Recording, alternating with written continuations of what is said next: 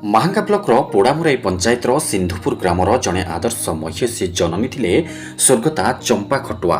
ସର୍ବଭାରତୀୟ ଶିକ୍ଷା ସମାଜର ସଭାପତି ଶିକ୍ଷକ ନେତା ପ୍ରଫେସର ଯୁଧିଷ୍ଠିର ଖଟୁଆଙ୍କ ଜନନୀ। ଅଦ୍ୟ ସିନ୍ଧୁପୁରଠାରେ ସ୍ୱର୍ଗତା ଖଟୁଆଙ୍କ ଦ୍ୱିତୀୟ ବାର୍ଷିକ ଶ୍ରଦ୍ଧାଞ୍ଜଳି ସଭା ଶିକ୍ଷାବିତ୍ ଭାବଗ୍ରାହୀ ରାଉତଙ୍କ ସଭାପତିତ୍ୱରେ ଅନୁଷ୍ଠିତ ହୋଇଯାଇଛି। ଏଥିରେ ମୁଖ୍ୟ ଅତିଥି ଭାବେ ପ୍ରଫେସର ଜନାର୍ଦ୍ଦନ ରାଉତ ଯୋଗଦେଇ ସ୍ୱର୍ଗତା ଖଟୁଆ ଏକାଧାରରେ ଜଣେ ଧର୍ମପ୍ରାଣ ମହିଳା, ଆଦର୍ଶ ଜନନୀ, ସହଧର୍ମିଣୀ, ସ୍ନେହୀ ଓ ଆଦରଣୀୟ କନ୍ୟା ଥିଲେ ବୋଲି କହିଥିଲେ। ମୁଖ୍ୟ ବକ୍ତା ଭାବେ ବ୍ୟଙ୍ଗକବି ବୀରକିଶୋର ସ୍ୱାଇଁ, ସମ୍ମାନିତ ଅତିଥି ଭାବେ ସାମାଜିକ କର୍ମୀ ହରିବନ୍ଧୁ ରାଉତ, ଆଇନଜୀବୀ ଗୌତମ ରାୟ ଚୌଧୁରୀ, ପ୍ରାକ୍ତନ ବ୍ୟାଙ୍କ ପ୍ରବନ୍ଧକ ପ୍ରେମାନନ୍ଦ ରାଉତ ପ୍ରମୁଖ ଯୋଗଦେଇ ସ୍ୱର୍ଗତ ଖଟୁଆଙ୍କ ବହୁମୁଖୀ ପ୍ରତିଭା ସମ୍ପର୍କରେ ଆଲୋକପାତ କରିଥିଲେ। ଦ୍ୱିତୀୟ ଭଞ୍ଜ ସାହିତ୍ୟ ସଂସ୍କୃତି ସଂସଦର ସମ୍ପାଦକ ଗୌତମ ଚରଣ ଜେନାଙ୍କ ସଂଯୋଜନାରେ ଅନୁଷ୍ଠିତ ମା ଶୀର୍ଷକ ଏହି କବି ସମ୍ମିଳନୀରେ କବି ଡକ୍ଟର ଜନାର୍ଦ୍ଦନ ରାଉତ, ବ୍ୟଙ୍ଗକବି ବୀରକିଶୋର ସ୍ୱାଇଁ, ପ୍ରଫୁଲ୍ଲ କୁମାର ସିଂ, ସୟଦ ଆଲେନ ନବୀ, କବି ବିଜୟ କୁଅଁର, ଅନନ୍ତ ଚରଣ ଜେନା ପ୍ରମୁଖ କବିତା ପାଠ କରିଥିଲେ। ସାମ୍ବାଦିକ ବିଜୟ କୁମାର ଜେନା, ପ୍ରକାଶ ରାଉଳ, ଭୀମସେନ ଖଟୁଆ, ଅର୍ଜୁନ ଚରଣ ଖଟୁଆ, ଉର୍ମିଳା ଖଟୁଆ, ସାମାଜିକ କର୍ମୀ ବ୍ରଜକିଶୋର ମହାନ୍ତି, ଧୀରେନ୍ଦ୍ର କୁମାର ସାହୁ, ବନମାଳୀ ଖଟୁଆ, ଲିଲିବାଳା ଖଟୁଆ, ଶିକ୍ଷାବିତ୍ ପ୍ରଦୀପ କୁମାର ସ୍ୱାଇଁ, କାଞ୍ଚନଲତା ଖଟୁଆ, ଧନେଶ୍ୱର ସ୍ୱାଇଁ, ସୁଭଦ୍ରା ଖଟୁଆ ପ୍ରମୁଖ ଶ୍ରଦ୍ଧାଞ୍ଜଳି ଅର୍ପଣ କରିଥିଲେ। ଶେଷରେ ଜ୍ୟେଷ୍ଠ ପୁତ୍ର ଶିକ୍ଷକ ନେତା ପ୍ରଫେସର ଯୁଧିଷ୍ଠିର ଖଟୁଆ ସମସ୍ତଙ୍କୁ କୃତଜ୍ଞତା ଅର୍ପଣ କରିଥିଲେ। ମୋ ନାଁ ପ୍ରଫୁଲ୍ଲ କୁମାର ସିଂ। ମୁଁ ଏହି ଅଞ୍ଚଳର ପୂର୍ବତନ ରାଜସ୍ୱ ନିରୀକ୍ଷକ ଥିଲି। ଯୁଧିଷ୍ଠିର ଖଟୁଆଙ୍କ ସହିତ ମୋର ଭଲ ସମ୍ପର୍କ ଥିଲା ଏବଂ ଗ୍ରାମବାସୀମାନଙ୍କ ସହିତ ମଧ୍ୟ। ମୁଁ ଏଇ ମା ସମ୍ପର୍କରେ, ମାର ଶୀର୍ଷ ସ୍ଥାନ ହେଉଛି ସବୁଠାରୁ ଉର୍ଦ୍ଧ୍ୱରେ। ମାଙ୍କୁ ଯିଏ ଚିହ୍ନିନି ସେ ଦୁନିଆରେ କାହାକୁ ଚିହ୍ନିନି। ଆମେ ଯୋଉ ଯୁଗକୁ ଯାଉଛେ, ରାମାୟଣ ଯୁଗ ହଉ, ଆମର ମହାଭାରତ ଯୁଗ ହଉ, ସବୁଠାରେ ମାଙ୍କୁ ସମ୍ମାନ ମିଳିଛି। ତେଣୁ ଆମେ ସମସ୍ତେ ସ୍ନେହ ଶ୍ରଦ୍ଧାରେ ମାଙ୍କୁ ସମର୍ପିତ ହେବା ଉଚିତ, କାରଣ ମାଙ୍କ ଆଶୀର୍ବାଦ ବିନା କେହି ଦୁନିଆରେ ବଡ଼ ହେଇନାହାନ୍ତି। ଯୁଧିଷ୍ଠିର ଆଜି ଯଦି ପ୍ରତିଷ୍ଠିତ ହେଇଛନ୍ତି ସେଇ ମାଙ୍କ ଆଶୀର୍ବାଦରେ। ତେଣୁ ତାଙ୍କ ପଦରେ ମୋର କୋଟି କୋଟି ପ୍ରଣାମ। ସେଇ ମା ଜଗଜ୍ଜନନୀ ରୂପରେ ଦେଖାନ୍ତି, ସେଇ ସଂହାରକାରିଣୀ, ସେ ମଧ୍ୟ ଦୁଷ୍ଟ ବିନାଶିନୀ। ତାଙ୍କୁ ସବୁ କ୍ଷେତ୍ରରେ ମାଙ୍କୁ ସବୁବେଳେ ଆରାଧନା କର, ଦେବାଦେବୀ ମଧ୍ୟ ମାଙ୍କୁ ଆରାଧନା କରିଥାନ୍ତି।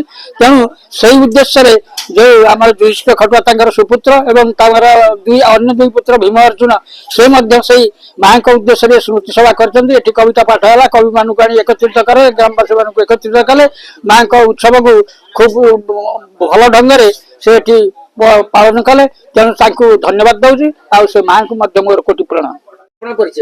ମୁଁ ଗୌତମ ଚରଣ ଜେନା, ସମ୍ପାଦକ ଦ୍ୱିତୀୟ ଭଞ୍ଜ ସାହିତ୍ୟ ସଂସ୍କୃତି ସଂସଦ ଗୋପାଳପୁର।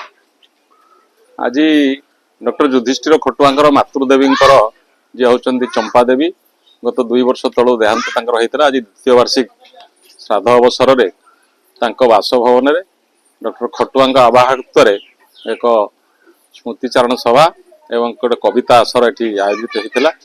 ଏଥିରେ ବହୁ ବିଶିଷ୍ଟ ବ୍ୟକ୍ତିମାନେ ଉପସ୍ଥିତ ଥାଇ ବିଶେଷ କରି ମାର କର୍ତ୍ତବ୍ୟ ଭୂମିକା ତାର ପିଲାମାନଙ୍କ ପ୍ରତି କେମିତି ହୁଏ ହେଇଥାଏ ସେହି ସମ୍ପର୍କରେ ବହୁତ ବିଶଦ ଆଲୋଚନା, ତାତ୍ତ୍ୱିକ ଆଲୋଚନା ସବୁ କଲେ। ପୁରାଣ ଦର୍ଶନର କଥା ଏଠାରେ ଉପସ୍ଥାପନ କଲେ ଏବଂ ନିଜର ଅନୁଭୂତିର କଥାରେ ଅନେକ ମଧ୍ୟ ସ୍ୱରଚିତ କବିତା ବି ଏଠି ପାଠ କରିଲେ।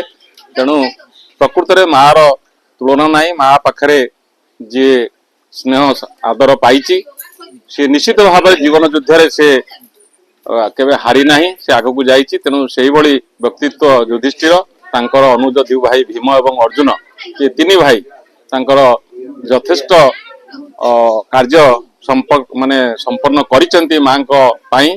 ମାଙ୍କ ଠାରୁ ଯେତିକି ସ୍ନେହ ଶ୍ରଦ୍ଧା ସେ ଅତୀତରେ ପାଇଛନ୍ତି, ପିଲାଟି ଦିନରୁ ବାପ ଛଣ୍ଡ ହୋଇଯାଇଥିଲେ ମଧ୍ୟ ମାର ଲାଳନ ପାଳନ ଦ୍ୱାରା ସେ ପ୍ରତିଷ୍ଠିତ ହୋଇଛନ୍ତି, ବହୁ ବିଶିଷ୍ଟ ବ୍ୟକ୍ତି ଭାବରେ ଆଜି ସମାଜରେ ପରିଗଣିତ ହୋଇଛନ୍ତି। ତେଣୁ ପ୍ରକୃତରେ ଆମେମାନେ ସମସ୍ତେ ଆଜିର ଦୁନିଆରେ ମା ବାପାଙ୍କର ସେବା ଏବଂ ତାହାର ମୂଲ୍ୟାଙ୍କନ କରିବା ଦରକାର ଏବଂ ତାଙ୍କ ପ୍ରତି ଶ୍ରଦ୍ଧା ନିବେଦନ କରିବା ଦରକାର। ଯାହା ଯୁଧିଷ୍ଠିର ବାବୁ କରୁଛନ୍ତି, ଅନ୍ୟମାନଙ୍କ କ୍ଷେତ୍ରରେ ସେଇଭଳିଆ ହବା ଉଚିତ ଯଦି ଆମେ ସମାଜରେ ପ୍ରତିଷ୍ଠିତ ହବା।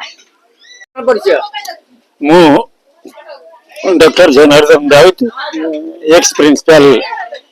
ଆଉ ମୋ ଘରଟା ହଉଛି ଏଇଠି ସିନ୍ଧୁପୁର ପାଖରୁ ଅଳ୍ପ ବାଟ ଜିରା। ଆମେ ତାଙ୍କର ଯୁଧିଷ୍ଠିରଙ୍କର ମା ଯିଏ ଚମ୍ପା ଖଟୁଆ, ସେ ଆମର ପିଲାଦିନୁ ମଧ୍ୟ ଆମେ ପରିଚିତ। ଆମେ ତାଙ୍କୁ ଜାଣିଛୁ ଯେତେବେଳେ ରେଭେନ୍ସାରେ କଲେଜରେ ପଢୁଥିଲୁ। ତାଙ୍କ ବଡ ପୁଅ ଯୁଧିଷ୍ଠିର ବାବୁ, ଯିଏକି ବର୍ତ୍ତମାନ ପ୍ରତିଷ୍ଠିତ ବ୍ୟକ୍ତିତ୍ୱ ଆମ ଶିକ୍ଷା କ୍ଷେତ୍ରରେ, ତାଙ୍କ ସହିତ ଆମେ ପଢାପଢି ମୋଠୁ 1-2 ବର୍ଷ ସେ ଜୁନିୟର ଥିଲେ।